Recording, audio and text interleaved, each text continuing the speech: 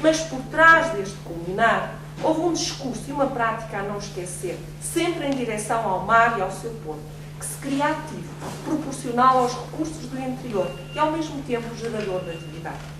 A evolução destas interações entre cidade, Estado, economia e engenharia criou expectativas de remodelação das frentes de água e das bordas marítimas, reveladoras de breves mas oportunas conjunturas locais, numa simbiose que é difícil medir o que gera o quê, se o discurso, se a economia. Discurso extraordinário, que reivindicava logo após a abertura da Barra, em 1808, que o Porto de Aveiro obtivesse estatuto de Porto Franco, isento de impostos, atrativo, em tempos de guerra peninsular, de rotas internacionais. Um discurso que se repete em torno do sal, do moliço, do peixe, da sardinha, do bacalhau, da cerâmica, etc., que foi tomando vários fôlegos, servindo a memória daqueles que reivindicaram a tradição da pesca de bacalhau e da costa para a construção de um porto de pesca costeira e longínquo. Discursos utópicos? Sim e não. Porque necessários. Porque, mesmo contraditórios, reforçavam uma opinião pública. De quem? A dos engenheiros, acerca da oportunidade da obra e dos expectantes resultados. O das autoridades públicas, reivindicadoras dos bons resultados, acenando com as rendas a ceder a El-Rei ou ao Estado. O dos viajantes, observadores dos resultados do Porto e comparando-os com outros portos e cidades. O dos médicos e cirurgiões, que atestavam, fruto da época e das solicitações, a imagem de uma cidade frequentemente inundada. A amplitude dos debates obrigou-nos a avaliar a articulação entre o discurso e a transformação real, que nos colocou perante 3 níveis de observação. Nós dividimos o nosso estudo em 3 grandes capítulos. Primeiro, a Barra do Porto de Aveiro, uma vida marítima ou fluvial com mais de 200 anos.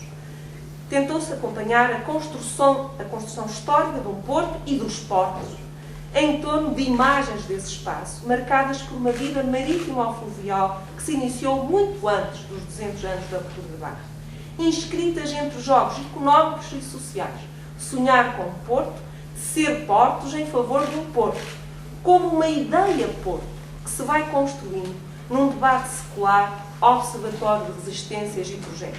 Porto-projeto? Sim e sempre, mas que se concretiza, entre outros exemplos, na reivindicação do Porto Interior, que na década de 30, como disse, do século XX, acolhesse a maior frota de bacalhau do país, esse produto que animara já a vida local do século XVI. E anima-se a memória.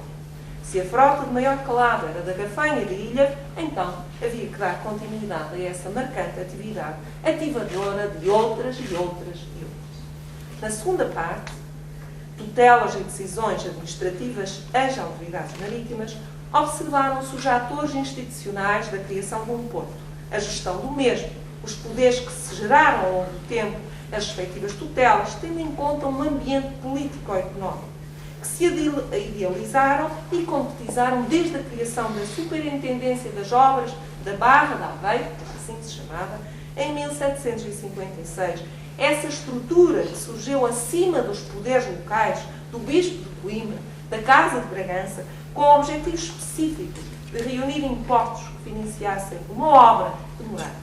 Depois vieram as sucessivas administrações, já Fola, Jarba, já Oba, Jata, até hoje a Água. Uma ideia, apenas quero salientar deste conjunto. A envolvência crescente de representantes de instituições da administração local e distrital nestas organizações, reforçando a extrema necessidade da articulação entre os recursos existentes e o firme desejo de inserção do Porto de Aveiro na rede nacional e internacional de portuárias.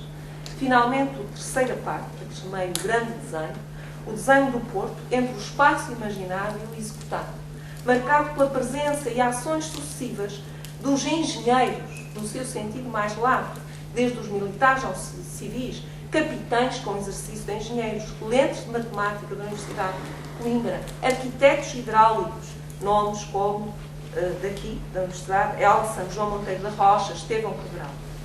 Sempre em articulação com tutelas plurais. Uma linha de investigação que apenas se aflorou o do perfil dos sucessivos engenheiros, os sucessos e insucessos, assim como o envolvimento da população local na construção do porto.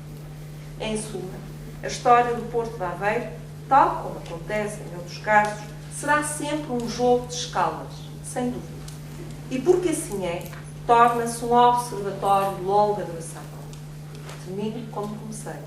E se quisermos mais provas sobre a orientação dada a este estudo, poderíamos situá-lo no contexto dos desejos do homem em dominar a natureza, a par do desejo de progresso, entre a incerteza e o fascínio.